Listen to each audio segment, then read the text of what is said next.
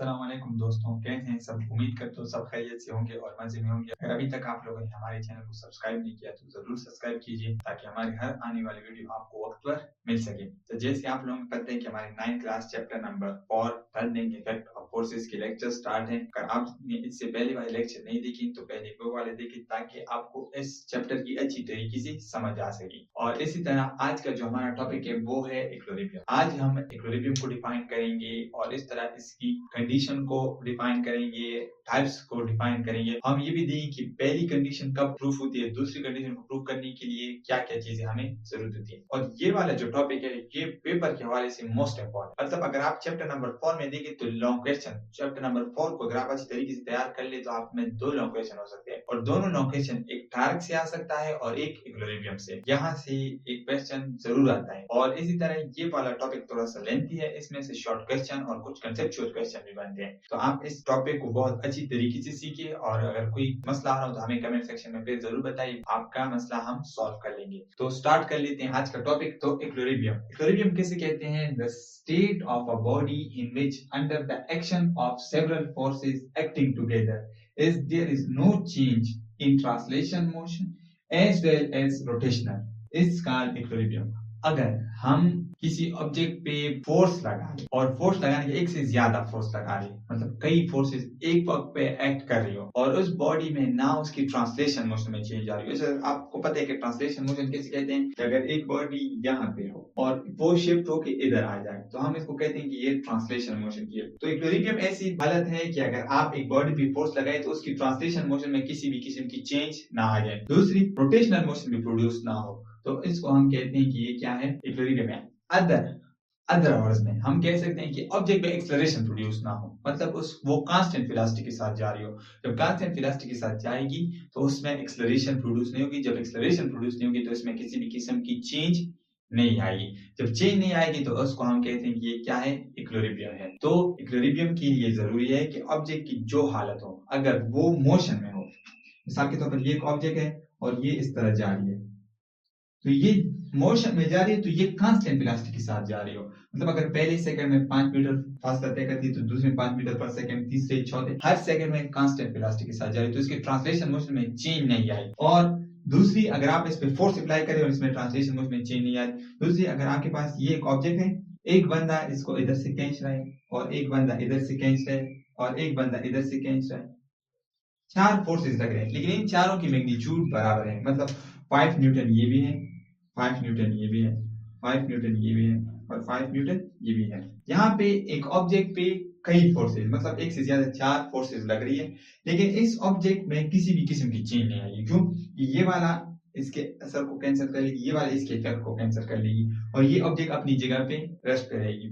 तो इसको हम कहते हैं कि ये क्या है? एक आपके पास इक्विलिब्रियम वाली हालत है। इक्विलिब्रियम की हमारे पास दो हालत है।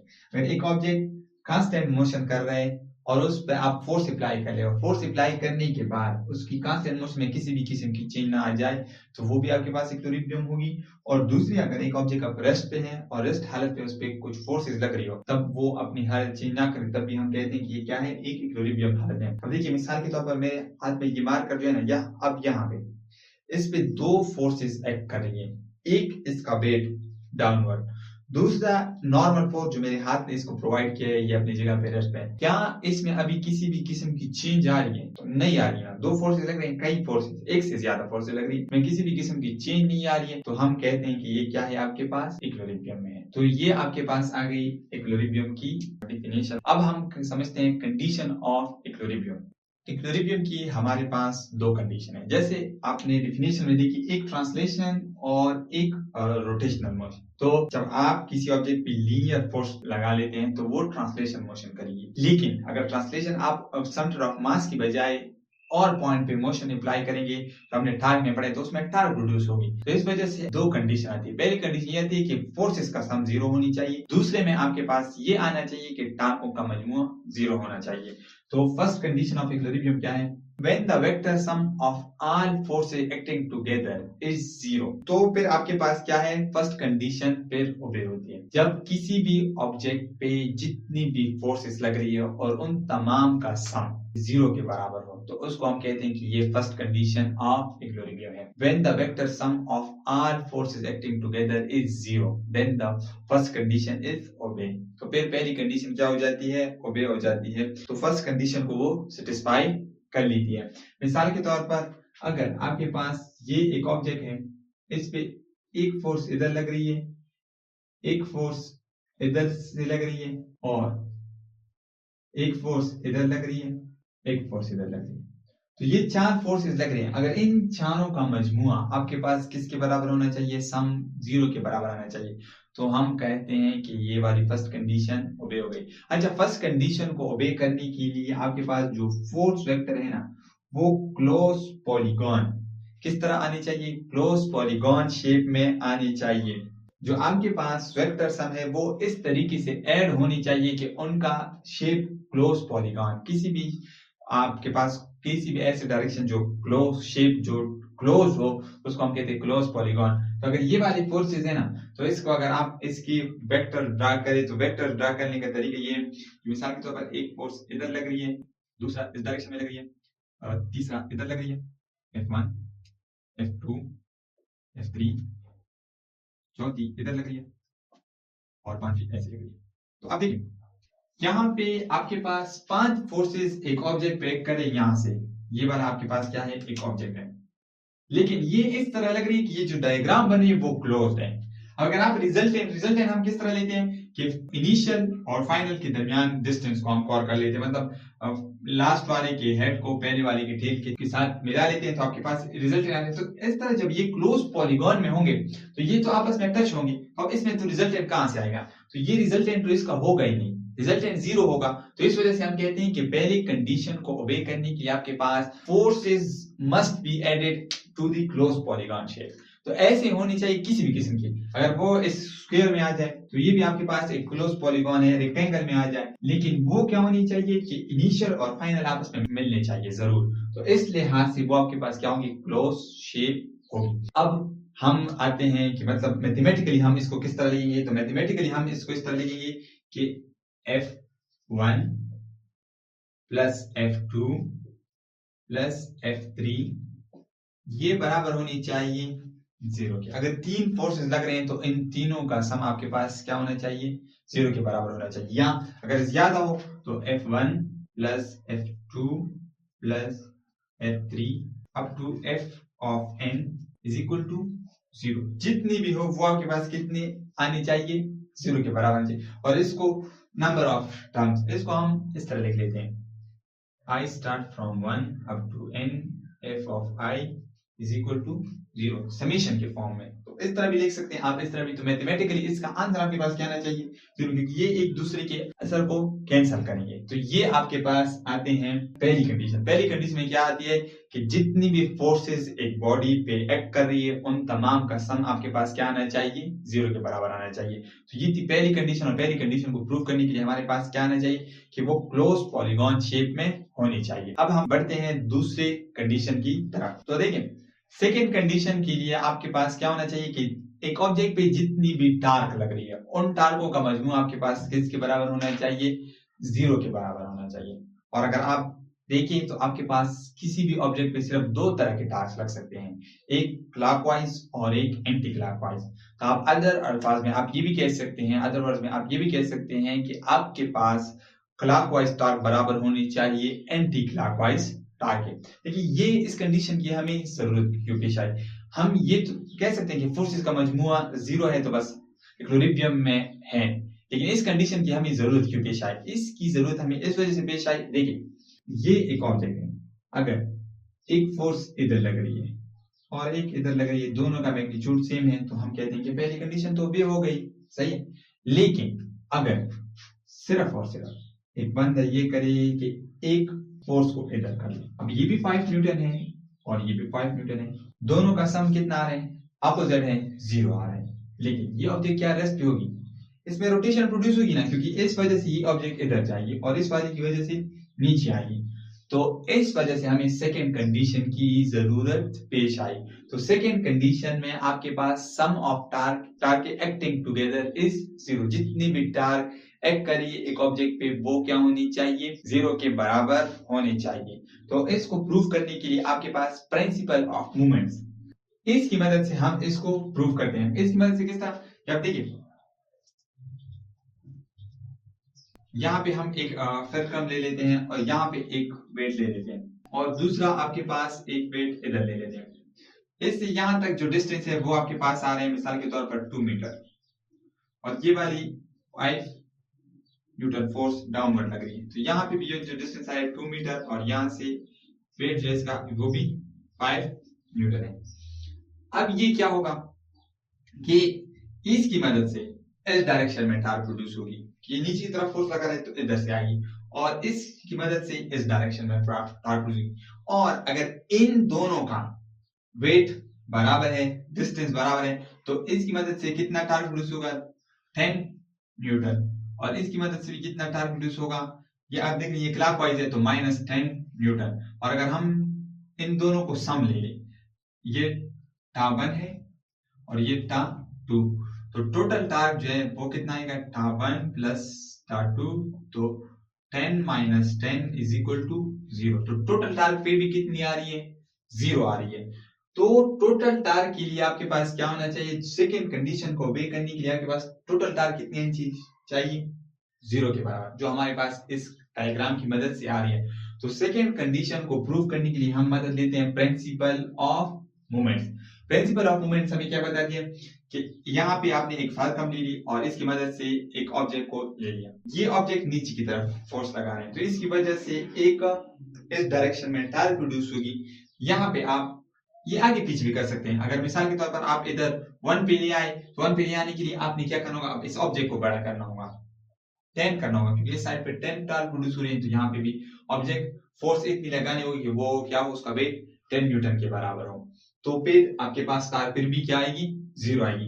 मैथमेटिकली हम इसको इस तरह लिखते हैं कि टा1 प्लस टा2 प्लस टा3 = 0। जितनी भी टार्क्स हो उनका सम कितना आना चाहिए, 0 के बराबर आना चाहिए। और ये बहुत याद हो, नंबर ऑफ टार्क्स हो n = 0, वो भी किस चीज के बराबर आना चाहिए, 0 के बराबर। किस तरह लिखते हैं, summation of 1 up to n i = 0। Total torque इस चीज के बराबर आने चाहिए, मतलब आपके पास आंसर बस 0 आना चाहिए। तो हमने दो कंडीशन पढ़ ली। सबसे पहले हमने एक रिव्यू पढ़ लिया कि जब आप किसी ऑब्जेक्ट पे एक वक्त पे कई फोर्स एक्ट कर रही हो और उसमें किसी भी किस्म की चेंज ना आ रही हो तो उसको हम कहते हैं कि ये ऑब्जेक्ट क्या है, इक्विलिब्रियम में। फिर हमने पढ़ लिए दो कंडीशंस। कंडीशन क्या थी कि एक कंडीशन ये थी कि उनमें जितने भी फोर्सेस लग रहे उन तमाम का सम आपके पास कितने के बराबर आना चाहिए, 0 के बराबर। और उसको प्रूव करने के लिए हमने कहा कि ये तमाम फोर्सेस एक क्लोज पॉलीगॉन में एक्ट करें। फोर्स एक वेक्टर क्वांटिटी है और वेक्टर क्वांटिटी तो क्लोज पॉलीगॉन में एक्ट करेगी तभी तो वो आपके पास रिजल्टेंट 0 आएगा। फिर हमने पढ़ लिया सेकंड कंडीशन। सेकंड कंडीशन का मतलब ये था कि किसी ऑब्जेक्ट में जितनी भी टार्क्स लग रहे हैं उनका सम आपके पास 0 के बराबर आना चाहिए। तो आपको पता है कि हमारे पास दो किस्म की टार्क हैं, एक क्लॉकवाइज और एक एंटी क्लॉकवाइज।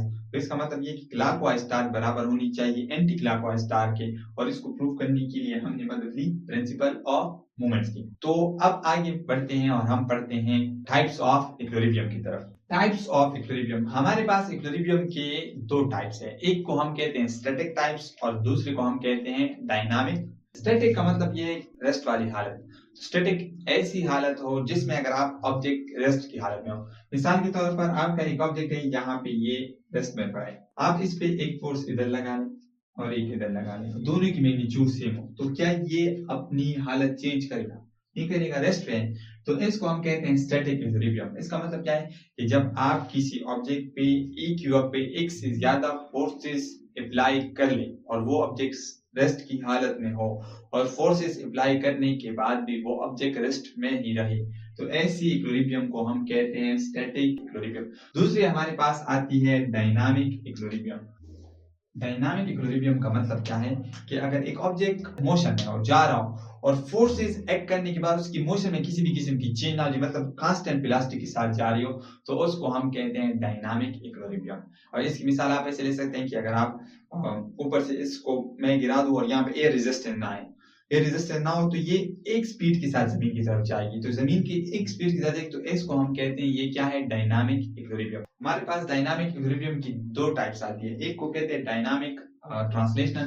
ट्रांसलेशन का मतलब ये है कि एक जगह से दूसरी जगह ट्रांसफर होना। तो डायनामिक ट्रांसलेशनल इक्विलिब्रियम का मतलब ये है कि ऑब्जेक्ट एक जगह से दूसरी जगह तो ट्रांसफर होगा, फोर्स उस पे लगेगी, लेकिन ट्रांसफर होते वक्त उसकी वेलोसिटी में किसी भी किस्म की चेंज नहीं है, किसी भी किस्म की एक्सेलरेशन प्रोड्यूस नहीं होगी। इसकी जो सबसे बेस्ट एग्जांपल है पैराशूट। जब पैराशूट की वजह से कोई बंदा नीचे आता है ना, तो वो क्या कहते हैं, एक डायनामिक इक्विलिब्रियम के साथ आता है, वो इक्वल डिस्टेंस इक्वल टाइम में कवर करते हैं। तो इस वजह से उसमें किसी भी किस्म की चोट नहीं लगती। अगर वो पैराशूट ना हो ना आपके, तो आप जब ऊपर से गिरते हैं तो आपको चोट लगती है, लेकिन इसमें डायनामिक इक्विलिब्रियम में आपके पैराशूट की मदद से वो एयर रेजिस्टेंस आपको वो रोक लेते हैं, तो आप equal distance equal interval of time में कवर कर लेते हैं। और इसी तरह dynamic rotational equilibrium. Dynamic rotational equilibrium का मतलब ये कि आप जो चक्कर कवर कर रहे हैं वो इक्वल इंटरवल में हो। तो डायनामिक इक्विलिब्रियम रोटेशनल का मतलब ये, जो आपके पास सीडी रूम है, अभी शायद यूज नहीं हो रही, लेकिन सीडी रूम वाली जो मोशन थी वो डायनामिक रोटेशनल इक्विलिब्रियम है।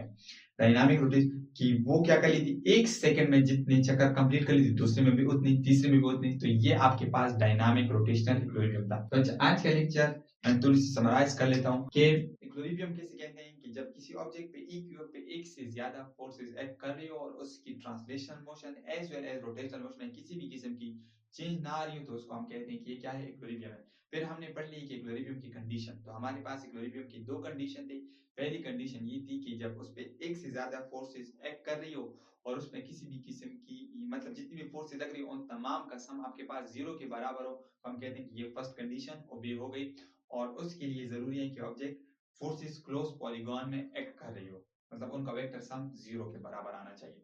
दूसरा, कि जितनी भी टार्क एक्ट कर रही हो, दूसरी कंडीशन हमें बताती है, और वो उनका सम भी जीरो के बराबर हो, तो हम कहते हैं कि ये क्या है, दूसरी कंडीशन ओबे हो गई। उसके बाद हमने इसके टाइप्स पढ़ लिए। तो पहली टाइप्स थी स्टैटिक, मतलब रेस्ट की हालत में। जब एक ऑब्जेक्ट पे एक यूएफ पे एक से ज्यादा फोर्सेस एक्ट करी हो, लेकिन वो अपनी रेस्ट वाली हालत चेंज ना करे, तो उसको हम कहते हैं कि क्या है, स्टैटिक इक्विलिब्रियम है। फिर आती है डायनामिक। डायनामिक का मतलब ये कि जो ऑब्जेक्ट मोशन कर रही हो, लेकिन और उसमें फोर्सेस भी लग रही हो, लेकिन उनमें किसी भी किस्म की एक्सेलरेशन प्रोड्यूस ना हो, उसमें चेंज ना हो, तो उसको हम कहते हैं डायनामिक इक्विलिब्रियम। फिर अगेन डायनामिक इक्विलिब्रियम की आपके पास दो टाइप्स थी। एक को हम कहते हैं डायनामिक ट्रांसलेशनल इक्विलिब्रियम और dynamic rotational equilibrium. Dynamic translational equilibrium क्या है, कि ऑब्जेक्ट एक जगह से दूसरी जगह ट्रांसफर हो, लेकिन कांस्टेंट वेलोसिटी के साथ ट्रांसफर, मतलब एक सेकंड में जितनी जगह टाइम जितनी स्पेस कवर करी, वो दूसरे सेकंड में तीसरे में भी होती है। तो इसकी एग्जांपल क्या है, पैराशूट की मदद से जो बंदे नीचे आते हैं वो है।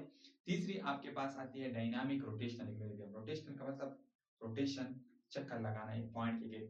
तो डायनामिक रोटेशनल का मतलब ये है कि एक ऑब्जेक्ट एक सेकंड में अगर जितनी चक्कर कंप्लीट कर लेता है, दूसरे में भी उतनी, तीसरे में भी इतनी, तो इसको हम कहते हैं डायनामिक रोटेशनल इक्विलिब्रियम, जिसकी एग्जांपल सीडी रूम और डीवीडी रूम है। तो ये था आज का लेक्चर। अगर इस हवाले से कोई क्वेश्चन हो तो हमें कमेंट सेक्शन में जरूर बताइए। ओके, अल्लाह हाफिज।